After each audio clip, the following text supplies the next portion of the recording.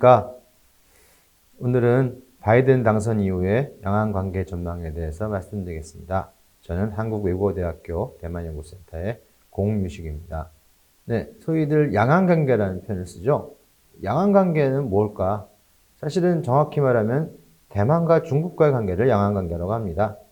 대만과 중국 사이에는 대만 해협이라는 해협이 있습니다. 여기 그림에 보시다시피 대만 중국 대륙과 대만 사이에 해협이 있는데, 그래서 정확히 말하면 해협 양안, 해협의 양쪽 사이드를 두고 양안이라는 표현을 씁니다. 해협 양안인데 그것을 줄여서 양안이라고 하고, 그래서 대만과 중국 관계를 양안 관계라고 합니다. 이 양안 관계란 건 사실은 중국이 중화인민공화국이 49년에 건국이 되고 그 전까지 있었던 중화민국이 대만으로 건너오면서부터 양안 관계가 시작했습니다. 즉 중국이 분열국가로 분단국가로 남게 되면서부터 양안 관계란 말이 나오기 시작합니다. 그래서 한국과 남북한과 더불어서 지금 지구상에 몇 개 안 되는 분단국가라고 이제 다들 인식을 하고 있습니다. 그래서 양안 관계는 1949년부터 시작해서 몇 단계를 거쳐오는데요. 그러니까 49년부터 79년, 그러니까 냉전 시기에는 양안 관계가 이제 서로 대치되는 군사 대치기였고요. 그래서 58년에 이제 금문도라는 건 여기 지혜도에서 보듯이 사실 중국에 바로 바짝 붙어 있는 그런 곳입니다. 근데 거기가 지금 대만 영토인데요. 그래서 거기에서 포격전이 일어날 정도로 군사적인 대치가 있었고, 중국이 이제 문화대혁명 시기에도 중국의 대만에 대한 그런 무력 통일을 이제 중국에서 꾀하는 정도로 상당히 안 좋았던 시기가 이제 79년까지 계속됩니다. 그러다가 이제 79년 중국이 개혁개방하면서부터 이제 서로가 이 상태로 끝까지 가는 건 아니다라는 생각을 하죠. 그래서 중국도 이제 대만에 대한 그런 정책을 조금씩 완화시키기 시작합니다. 그래서 대만의 동포에 고하는 편지 이런 것들을 발표하면서 대만에 대해서 얘기를 합니다. 그러면서 대만은 당장은 선불 정책이라고 해서 담판도 접촉도 타협도 하지 않겠다라는 이제 그런 얘기를 합니다. 그러다가 이제 결국은 중국과의 교류를 허용을 하고, 그리고 1990년에는 아예 중국과 대만이 서로가 이제 교류를 하는 와중에서 서로가 반정치기구, 반민관 반정치기구인 해협회와 회기회를 설치해가지고 실질적인 정부 간의 대화를 추진하죠. 그러면서 대만도 이제 국토통일강령을 발표하고, 1992년에 싱가포르에서 첫 번째 이제 정치적 회담을 합니다. 그리고 그 시기에 하나의 중국의 원칙에 동의한다라는 92년의 합의, 9월 공시라는 표현을 쓰는데 92년의 합의를 도출을 합니다. 그렇지만 그러면서 이제 99년까지는 엄청난 교류가 일어나면서 대만에서 아주 중국의 열풍이 불었는데, 그러다가 2000년대 민진당, 대만의 야당이었던 민진당이 집권을 하면서부터 중국이 이제 민진당과는 절대 교류를 안 한다라는 것을 천명하면서 첫 번째 교류 중단기가 됐습니다. 그래서 왜냐하면 민진당은 가능한 한 대만 독립을 지향하는 그런 당이에요. 대만 독립이란 건 뭐냐면 우리는 중국이 아니다. 우리는 중국과 대만은 별개다. 그래서 우리는 중국에서 벗어나서 중화민국도 정확히 말하면 대만공화국을 목표로 하는 정당입니다. 그래서 이제 중국에서 가장 싫어하는 이제 분열주의자라고 보는 거죠, 중국은. 그래서 중국 입장에서는 대만은 지방정부다. 말 안 되는 지방정부일 뿐이고, 그리고 그 민진당은 독립을 꾀하기 때문에 절대 접촉을 안 할 것이다. 그러면서 이제 정치적 교류는 이때부터 완전히 이제 중단이 됩니다. 하지만 경제, 문화, 민간 교류는 계속해야 되죠. 이 당시 이제 반국가분열법이라고 해서 2005년도에 중국은 대만의 독립시도나 외세비 개입이 있을 시는 비평화적 수단도 불사한다. 결국 무력도 불사한다는 법을 통과시킵니다. 사실은 이것은 중국이 이전부터도 계속 천명해왔던 것인데 이걸 아예 법으로 만들죠. 그러면서 민진당도 압박하고 또 하나는 대내적으로 나는 후진타오가 당시 이 정도의 그런 결심을 갖고 있다라는 걸 대내적으로도 보여줍니다.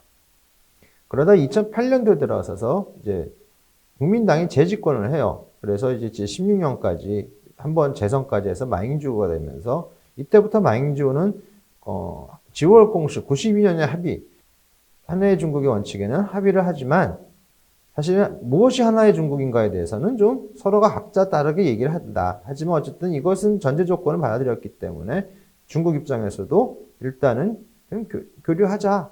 그렇게 해서 이제 얘기합니다. 그러면서 소위 말하는 마잉주의 심산물 정책, 통일도 독립도 무력도 하지 않을 것이다. 무력 동원하지 않는다. 독립도 얘기 안 할 거고 통일도 얘기 안 하고 서로가 무력 대치도 하지 말자라는 얘기죠. 신산불적이었는데요. 그러면서 2008년에 이제 중국과 대만이 이 당시만 해도 직접 항로가 개설되지 않아가지고 홍콩이나 제3지역을 통해 갔었습니다. 이것을 완전히 이제 개통을 하죠. 직접 개통할 수 있도록 소위 말하는 대삼통이라는 것이 이제 이때부터 갔고, 2010년에는 양안 공동시장을 하나의 목표로 하는 ECFA 경제협력, 양안 경제협력 기본협정, Economic Cooperation Framework Agreement라고 합니다.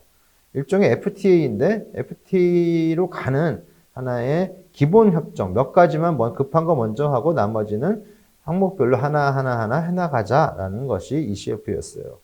그런데 문제는 이것이 이제 2014년에 서비스 무역 협정을 국민당이 강행해서 처리하는 과정에서 민진당과 그리고 여러 학생들의 불만을 갖고 그 사람들이 국회를 점령하고 그 다음에 정부 청사 점령을 시도하는 등의 그런 대규모 집회 시위가 열립니다. 그러면서 소위 말하는 태영화 운동이라고 하는데 태영화 학생 운동이라고 이것 때문에 결국은 이것으로 ECFA는 스톱이 돼버리죠. 그러다가 이제 2016년 돼서 민진당이 다시 재집권을 해서 현재까지 이어집니다. 지금까지도 이제 양안 간은 민간 교류만 이어지고 정치적 교류는 전혀 이루어지지 않는 상황이에요. 특히 차이잉원이 당선되고 재집권에서는 민진당이 국회를 완전히 장악하는 완전 집권이 이루어지면서 특히 최근에 92년의 합의에 대해서는 그런 92년에 있었던 역사적 사실이라는 표현으로만 만들고 그것을 긍정도 부정도 하지 않았습니다. 그리고 오히려 과거 청산이라는 것을 통해서 이제 과거 국민당의 색채를 지우려고 해요. 그러면서 중국적인 것들을 지우려 나가려는 그런 시도를 합니다. 그러면서 대만적인 것을 강조하고, 즉, 디차이니제이션, 중국에서 벗어나서 타이와니제이션, 대만화로 가는 이제 그런 시도를 하는 것이 이제 민진당의 이 시기에 이제 정책이었습니다. 사실은 이거는 2000년부터 2008년까지 그 당시 먼저 집권했던 민진당의 전수변 대통령 때도 전통대로 했었지만 차이잉원 때는 그 당시에는 2000년부터 2008년까지는 국회는 장악을 못했었어요. 그런데 이제 2016년부터 이제 지금까지는 국회도 장악했기 때문에 이 정책이 훨씬 더 강하게 일어날 수 있습니다. 그래서 중국도 가만히 있지 않죠. 그래서 대만의 국제적 그런 활동 공간을 이 마잉주 정권 때는 어느 정도 허용을 해가지고 WHA에 어느 정도 업적부터 가입을 하고 외교적으로 서로 싸우지 않는다. 외교 휴전도 이제 외쳤었는데 민진당 되면서는 휴전 그런 거 없어. 그러면서 내세웠던 것이 이제 대만의 그런 수교국들이 이 마잉주 때는 20개까지 유지되고 있었는데 20개 국가로. 그런데 이 차이잉원 정권이 4년 지날 때 지나고 지금 재집권할 때 지금 현재 15개 국가밖에 안 남습니다. 그중에 우리가 들어와서 아하 이런 나라야 이 정도 된 나라도 였구나 하는 나라는 거의 없고 이런 나라도 있었어? 라는 그런 나라들밖에는 남아있지 않아요. 게다가 지금 홍콩 사태와 코로나 사태 덕분에 반중 정서가 상당히 고조되어 있는 상황입니다.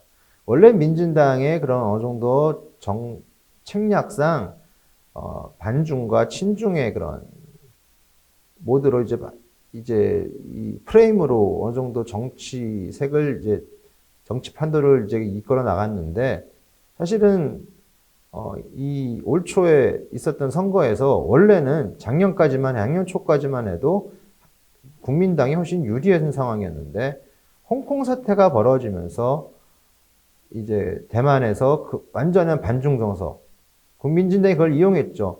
홍콩의 현재는 대만의 미래다. 중국의 일국양제 받아들이면 이렇게 되지 않느냐. 사실은 92년대 합의는 상당히 모호하고 말장난 같긴 하지만 그런 회색지대를 적절히 설정한 합의였는데 그 회색지대를 아예 민진당은 없애버리고 일국양제와 92년도의 합의를 거의 등호 똑같이 놓습니다. 거기에 또 이제 국민당도 그것을, 국민당이 아니라 이제 중국 공산당도 강한 정책을 피면서 그것을 이제 국민당의 그런 회색지대를 아예 없애버렸죠. 그런 상황에서 홍콩 사태가 벌어지니까 대만 사람들의 반중 정서가 고조되면서 민진당한테 선거가 확 유리하게 돌아갑니다. 이제 거기에 이제 코로나 사태까지 올 초에 번지면서 그것이 완전히 코로나 사태도 대만이 물론 방역을 잘했어요. 부총통, 우리나라 때는 부통령인데 부통령이 그 당시 이제 이번에 바뀌었지만 부통령이 원래 사스 때 2000년대 초반에 사스 때 질병본부 본부장이었습니다. 지금의 이제 우리나라 본부장 역할했던 사람이라 의사 출신이고 학자예요. 그래서 이 사람이 제가 보기엔 마쿠에서 많은 역할을 했으리라 봅니다. 그것도 있고 또 반중 정서가 있는 상황에서 중국에서 그것이 번지니까 아예 이 반중을 이용해서 적절하게 막아버렸죠. 그것이 국민 내에서 통했고 또 그러다 보니까 대만이 지금 전 세계에서 가장 깨끗한 나라가 됐죠. 코로나에 바이러스부터 가장 깨끗한 나라가 됐습니다. 이제 그런 것들이 반중 정서가 계속되는 그런 하나의 촉매가 됐습니다. 이제 현재까지는 이제 양안 관계가 여러 가지 이제 곡절을 겪으면서 상당히 안 좋은 상황입니다. 왜 안 좋은가? 이제 몇 가지 쟁점에 대해서 한번 말씀을 드리겠습니다. 첫 번째 쟁점은 하나의 중국의 원칙이에요. 특히 92년도에 그런 합의, 지월 공시라는 표현을 쓰는데, 공시가 이제 합의라는 뜻인데, 하나의, 이 92년에 했던 회담에서 하나의 중국의 원칙에 합의했다. 했습니다. 근데 이에 대해서 양측의 입장이 완전히 달라요, 사실은. 하나의 중국은 무조건 중화인민공화국이다. 근데 대만은 중국의 지방정부이다. 그래서 대만은 92년도 합의를 인정해야 된다. 너는 우리가 지방정부인 거 인정해야 돼. 그렇지 않으면 아무것도 없어. 라고 얘기를 합니다. 근데 대만은 좀 더 달라요. 대만은 이제 국민당과 민진당 입장이 달라요. 국민당은, 그래, 맞아. 하나의 중국의 원칙은 동의해. 92년도에 확실히 그게 있었지. 그런데 하나의 중국은 앞으로의 중국, 혹은 추상적인 중국에 대해서는 얘기하는데 그 중국의 주인이 꼭 중화인민공화국은 아니고 우리 중화민국일 수도 있어. 어떻게 따지면 좀 원조 논쟁이죠. 내가 원조야. 내가 원조인데 지금 힘이 없을 뿐이야. 라는 게 대만의 주장이고. 그래서 동등하게 우리 한번 중국이라는 자리를 놓고 경쟁해보자. 라는 외침이고요. 중국 입장에서는 어린오는 소리 하지 마.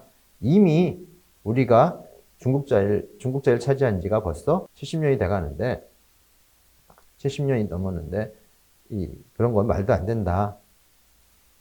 그런데 이제 민진당은 여기에서 지월공실 92년 합의? 웃기는 소리 하지 마. 무슨 하나의 중국이야. 우린 그런 거 없어. 대만과 중국은 서로 상관없는 나라야. 그리고 나라 대 나라도 동등한 관계로서 인정받아야 돼. 라고 주장하는 게 이제 민진당 정부의 그런 주장입니다.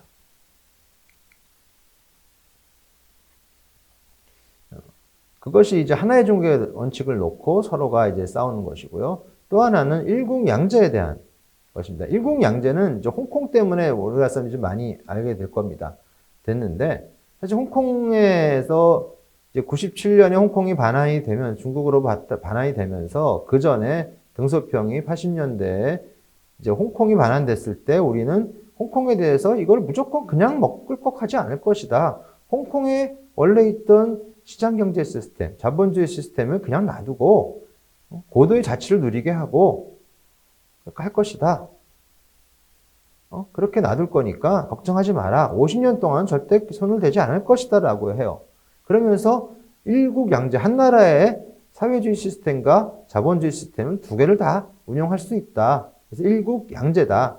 하지만 대외적으로 중화인민공화국의 홍콩 특별행정구로서만 존재할 것이다. 라고 이제 얘기합니다. 이것이 결국은 궁극적으로는 대만에 대한 통일도 그렇게 노력을 하는 거예요. 이제 대만에 대해서도 홍콩이 하나의 이제 가장 가까운 목표였다면 궁극적인 목표는 대만의 통일입니다. 그 대만의 통일을 위해서 대만에도 이것을 내가 되겠다, 하겠다는 얘기예요. 그래서 대만도 일국양제만 받아들이면 뭐든지 타협이 가능하다. 심지어 군대도 있게 하겠다. 라고 얘기했어요. 니들이 알아지키게도 해줄 테니까 하나의 중국의 원칙을 그것만 인정해라 라고 얘기할 정도로 모든 것이 다 타협이 가능하다. 하나의 중국 원칙에 중화인민공화국만 인정해라. 그 밑에 대만 성이란 것만 인정해주면 나머지는 다 자치다 해주겠다라고 얘기해요. 근데 대만 입장에서는 이 부분은 사실 국민당이나 민진당이나 상관없습니다. 국민당도 내가 원조 중국이다라고 하는 거지 중화인민공화국이랑 언젠가 거기에 합쳐지겠다는 건 아니에요. 원래는. 근데 민진당이 가서 그렇게 국민당에 대해서 국민당이 계속 그렇게 대만을 팔아먹을 것이다. 중화인민공화국 갈 것이다 라고 얘기할 뿐입니다. 기본적으로는 일국양제에서 반대해요. 그래서 일국양부, 두 나라의 한 나라의 두 정부, 서로가 동등한 정체다, 정부다라고 얘기를 하는 거예요. 일국양부라고 해서 이미 이거는 일고량부라고 해서 일고양제에 대응하는 개념으로 장경국이 80년대 이미 내세웠던 이제 그런 개념입니다. 그거에 대해서는 사실은 아무도 지금 그걸 얘기하지 않고 있습니다. 근데 이제 홍콩 사태가 되면서 대만 내에서도 일국양제 같은 소리 한다. 홍콩 저렇게 되는 거 우리가 중국의 일국 지오월공식 92년에 합의 받아들이면 이렇게 되지 않냐라고 민진당이 얘기했고 그것이 많이 먹혀 들어간 거예요. 이제 그런 반감이 강해지면서 일국양제에 대해서 대만 내에서는 상당히 반감을 갖고 있다. 그것이 이제 92년도의 합의는 사실은 상당히 모호한 공간이 있는데 일국양제가 강화해지고 홍콩 사태가 벌어지면서 그 모호 공간이 아예 없어졌다. 회색지대가 하나도 없어졌다. 선택의 여지가 대만의 선택의 여지가 상당히 줄어든 그런 셈이 됩니다. 또 하나는 이제 무력 사용 문제예요. 중국은 대만 문제를 무력으로 해결할 수도 있다라는 표현을 계속 씁니다. 무역, 비평화적 수단, 이런 표현을 많이 써요. 어쨌거나 무력 사용을 배제하지 않습니다. 근데 그 배제하지 않는 그런 상황을 세 가지의 상황을 이제 둬요. 대만 문제 외세가 개입하는 경우. 지금 대만 문제는 국내 문제이기 때문에 외세가 개입해서는 안 된다는 게 중국의 일관된 입장입니다. 그리고 또 대만이 독립을 선포하는 경우. 우리는 대만공화국이야 라고 선포하는 그 순간 우리는 비평화적 수단도 배제하지 않는다. 불사한다. 또 하나, 대만이 통일협상을 지연하는 경우. 통일협상을 하는데 니들이 일부러 질질 끈다. 이런 경우는 무력을 사용한다. 할 수도 있다. 사실 어떻게 따지면은 외세가 개입을 했다고 볼 수도 있는 지금 상황이 미국이 계속 대만한테 지금 무기도 팔아주고 이러고 있거든요. 중국 입장에서 상당히 지금 껄끄럽습니다. 무력을 사용한다 해도 원래는 중국의 원칙에 벗어나지 않는 상황이에요. 물론 이제 쉽게 못하죠. 미국이라는 그런 균형자가 있기 때문에 쉽게 못합니다. 그런데 통일협상이라는 건 사실 아직까지 하고 있는 적이 없어요. 그래서 이거는 이제 중국의 입장인 겁니다. 그러다 보니까 대만은 중국이 양안 문제 평화적 해결을 강조하면서도 무력 사용 배제를 선언하지 않은 데 의견을 갖고 있고 그래서 미국의 안보 의사는 더 절실하게 느껴지기 때문에 더 미국에 대한 그런 의존도가 훨씬 더 높습니다. 이제 이런 상황에서 양안 관계가 사실은 이제 평행선을 갖고 있죠. 그런데 중국은 중국 나름대로 일관되지만 또 나름대로의 딜레마를 갖고 있습니다. 대만 정책은 일관돼요. 하나의 중국의 원칙, 일국양제, 무력 사용도 불사. 하지만 시진핑의 현재 권력 구조상 대외 정책 자체가 이제 경성기로 갈 수밖에 없어요. 경제가 중국도 그렇게 쉽지만은 않습니다. 시진핑 올라오고 나서 항상 일종의 중진국의 함정도 있고 여러 가지 문제로 어려워요. 그리고 이제 어느 정도 덩치가 큰 경제체이기 때문에 경제 발전이 옛날같이 올라갈 수는 없어요. 그러다 보면 이제 여러 가지 이제 문제들이 나올 수밖에 없는 상황입니다. 그러다 보니까 오히려 대외 관계는 좀 더 강하게 가고 있습니다. 그런데 대만은 오히려 탈중 국가 대만화, 아까 얘기한 디차이니제이션 그리고 타이와니제이션을 향해 가고 있어요. 중국 입장에서는 대만을 더 빨리 더 접수하고 싶은데 홍콩, 마카오 접수한 다음에 21세기 문제는 대만이 이제 가장 큰 이슈인데 또 그래야만 여러 가지 어려운 점, 대외 관계에서의 미국과의 그런 충돌 이런 것들을 해소시킬 수 있는 게 이제 국토의 완전한 통일이거든요. 중국이 말하는 소위 말하는 핵심이 국가 주권 문제라고 보는데 그런데 대만은 거꾸로 자꾸 벗어나려는 움직임이 있기 때문에 이 상당히 딜레마가 있습니다. 게다가 홍콩 문제가 거기에서 설상가상으로 불에 기름을 부어버렸죠. 그래서 대만 사람들이 중국에 더 반감을 가지고 있으니까 참 힘들어요. 최근 들어서 미중이 계속 경쟁과 갈등으로 이루어지니까 미국이 대만을 더 적극적으로 카드로서 활용을 하고 있습니다. 이전보다 훨씬 더 노골적이고 더 적극적으로 움직이고 있어요. 그 얘기는 나중에 좀 더 있게 하겠습니다.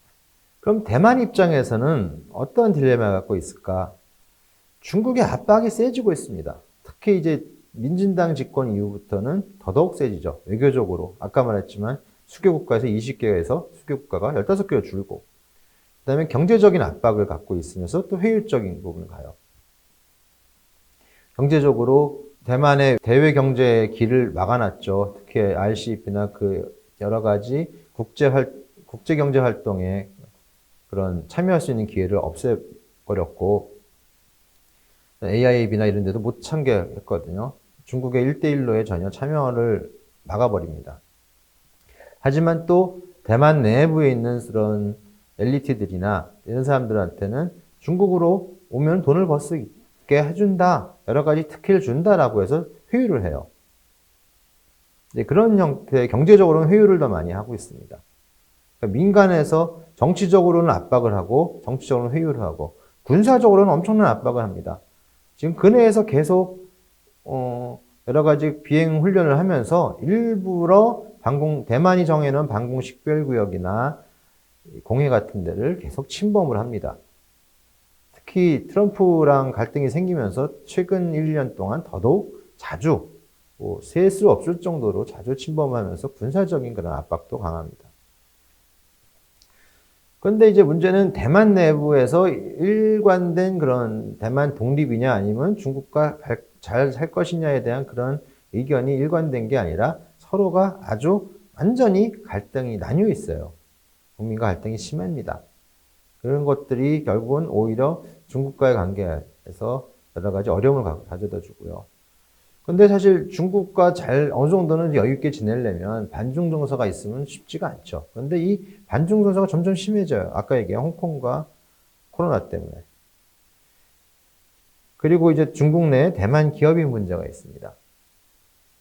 사실은 대만이 80년대 말, 90년대 초부터 중국에 엄청나게 투자를 시작하면서 많은 기업인들이 중국에 가서 있습니다.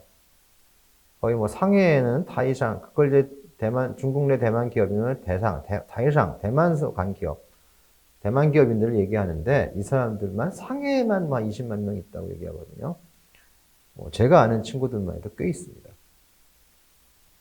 근데 이 사람들이 일종의 볼모가 돼요. 그 다음에 이 사람들의 이익이 과연 중국의 이익을 위해서 할 것이냐 아니면 대만의 이익을 위해서 이 사람들이 행동할 것인가 이런 것들도 대만 입장에서 상당히 곤란한 그런 처지를 알게 되죠. 이번에 코로나 사태 때도 우한에 있는 대만 사람들을 이제 수송기로 빨리 데려오는 과정에서 중국과 여러 가지 충돌, 주체 문제, 대만 정부가 주체할 것이냐 아니면 중국 정부가 보내는 거냐 이런 주체 문제 갖고도 서로 싸우는 바람에 일이 지체되고 이런 일이 여러 가지 벌어지고 있습니다. 이것도 대만 입장에서는 사실은 그렇게 반가운 건 아니죠. 근데 여기 이제 중국과 대만만 있으면 좋은데 결국 국제 정세에서 가장 필요한 게 아까 중국의 군사 압박에 대해서 무력 압박에 대해서 대만이 필요한 건 결국은 미국의 그런 보호우산이에요. 보호산. 미국의 우산에서 필요합니다. 그래서 미국의 대만 정책이 상당히 중요하죠. 기본적으로 1979년에 미국과 중국이 수교 이후에는 대만 정책에 대해서 전략적 모호성을 갖고 있습니다. 하나의 중국의 원칙에는 동의를 하는데 대만 해협에서 일종의 대만이 무력 충돌이 있을 시에는 미국도 꼭 도의적인 책임상 관여하겠다라고 얘기를 해요. 거의 말하는 대만관계법, 유사시 대만 문제 개입할 법적 근거 마련합니다. 이것이 트럼프 이전까지의 일종의 대만 정책이었고 이것은 꾸준히 갑니다. 그래서 여러 가지 무기도 팔고 이랬었는데 문제는 트럼프 시기에는 그것이 더 강화돼요. 그러니까 모호한 게 아니라 명확해지 갑니다. 미중 무역 전쟁을 계기로 대만에 대해서 더 지원을 해줘요. 그래서 안보 우산을 강화하고 무기 판매를 강화해서 트럼프 이 임기 동안 4년 동안 9차례나 무기 수출했다고 해요. 보통 한 2년에 한 번꼴로 무기가 이제 로테이션 될 때만 했었는데 이때는 4년 내에 1년에 2번씩 무기를 수출합니다. 2018년에는 대만 여행법 해가지고 공무원들이 대만 방문을 할 수 있게 공식적으로 공무 방문을 할 수 있게 하고 대만의 무기 판매를 정례화하는 대만 보증법 같은 겁니다. 또 여기 PPT에는 없지만 대만에 있는 미국 대표부의 경비를 미 해병대가 지키는 걸로. 사실 제대로 지키게 하겠어요. 하지만 상징적인 의미가 있죠. 미국의 정식 군인이 79년에 미국을 주둔했던 미군이 대만을 떠난 이후에 처음으로 미국 현역 군인이 이제 대만 땅의 땅을 밟게 된 거예요. 그만큼 그런 것 일종의 상징적 의미가 있었다라고 봅니다. 트럼프 시기는 이만큼 중국에 대해서 대만을 가지고 중국을 상당히 자극했던 정책을 했습니다. 그래서 대만은 공식적으로는 관망했지만 특히 민진당 성향의 민간단체들은 도노골적으로 트럼프를 지지했어요. 아까도 얘기했지만 트럼프 중국 공세 덕분에 대만이 반사이익을 많이 얻었거든요. 아마 기사에도 나왔을 거예요. 영국 기사에서 특히 아시아 지역이나 다른 미국, 유럽도 마찬가지고 트럼프를 지지하는 성향의 여론조사가 나온 유일한 나라다라고 얘기를 합니다. 그런데 이제 코로나 아까 얘기한 홍콩 사태 때문에 이제 반중 정서가 고조된다가 대만이 중국을 제대로 자극했고 대만은 그 반사이익을 얻어서 중국이 미국에 대해 쩔쩔매는 통해서 미국의 그런 비호화에 여러 국제사회 활동에 적극 참여하려는 그런 이제 노력을 하고 있어요. 특히 그래서 이제 중국이 군사협력도 많이 강하고 미국이란 보호막이 절실하죠. 그래서 대만은 대놓고 정부는 안 했어요. 하지만 이제 민진당 성향의 단체들은 대놓고 트럼프 지지를 합니다. 하지만 바이든이 당선됐죠? 그럼 바이든 당선된 이후에 양안 관계는 어떻게 변할 것인가? 사실은 바이든이 취임한 이후에도 미중 간의 경쟁이 계속됩니다. 그래서 대만에 대한 지지는 별로 바뀌지 않을 것이다 라고 봐요. 물론 트럼프와 같이 그렇게 과감하게는 하지 않을 거예요. 방법은 좀 바꿀 겁니다. 그리고 기본적으로는 다자주의로 돌아가거든요. 미국은 트럼프 때는 대외 정책 자체가 only America였어요. 아메리카 퍼스트가 아니라 사실 only America예요. 다른 나라 신경도 안 쓰고 우리 미국만 잘 살자라는 주의였거든요. 그런데 그 전에 있었던 그런 민주당의 다원주의, 다자간주의를 완전히 부정했죠. 그런데 이제 기본적으로 민주당이 없고 바이든이 원래 민주당 시절에도 오바마 시절에도 오바마가 부족했던 외교를 담당했던 그런 부통령이었기 때문에 그 당시 소위 말하는 이제 오바마 2.0으로 돌아갈 가능성이 큽니다.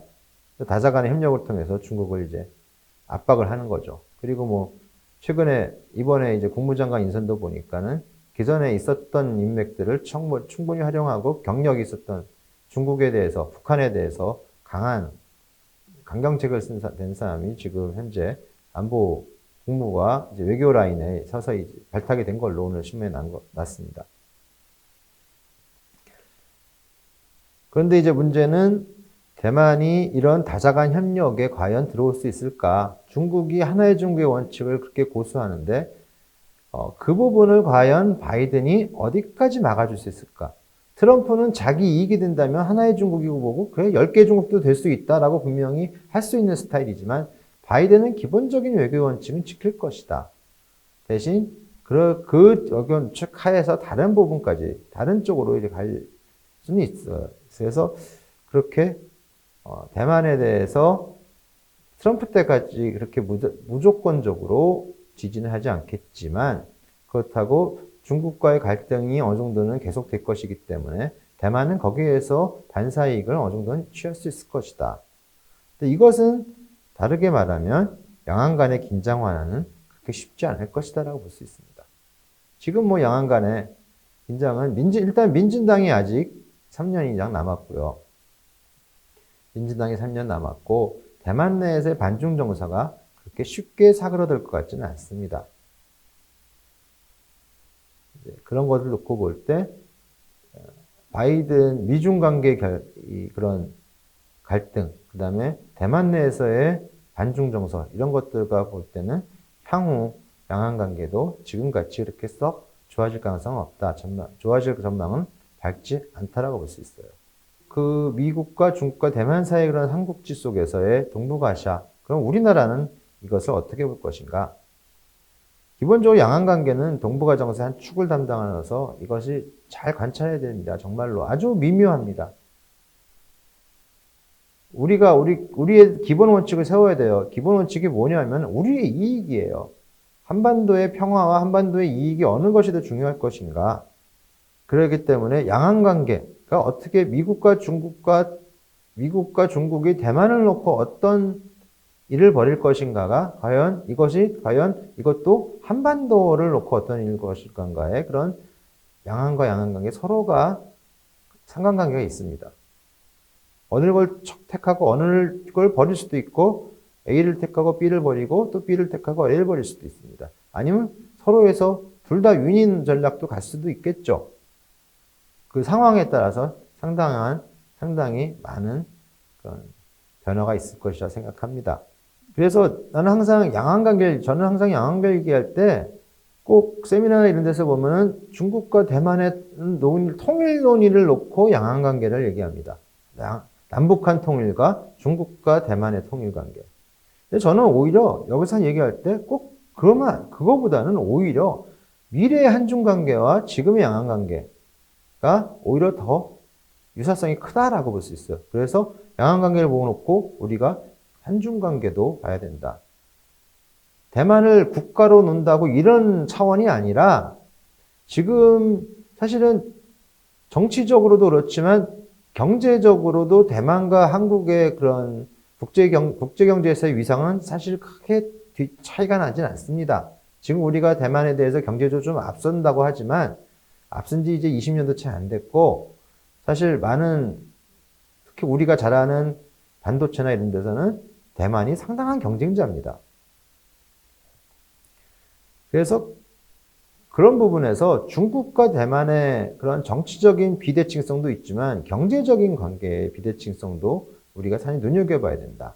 대만이 어떤 부분에서 중국에 떨쳐매고 경제적으로 어떤 부분에서는 오히려 대만이 잘 극복하고 있는가를 보면 우리도 중국과 관계에서 어디까지 그것을 지켜볼 수 있고 어디까지가 중국에 대해서 양보할 수 있고 어디까지 어느 부분에 대해서 우리가 중국을 또 이길 수도 있고 이런 것들이 어느 정도 나올 수 있어요. 산업에서도 볼 수 있고 투자에서도 볼 수 있고 금융에서도 볼 수 있고 무역에서도 볼 수 있고 여러 가지 면에서 경제적인 면에서 대만과 중국의 관계를 우리가 면밀히 주도해야 됩니다. 물론 거기에 미국과의 그런 긴장 관계도 같이 봐야죠. 남북한과 미국과 중국, 대만과 중국은 다 연결되어 있습니다. 이것으로 이번 시간 강의를 마치겠습니다. 여러분 수고하셨습니다.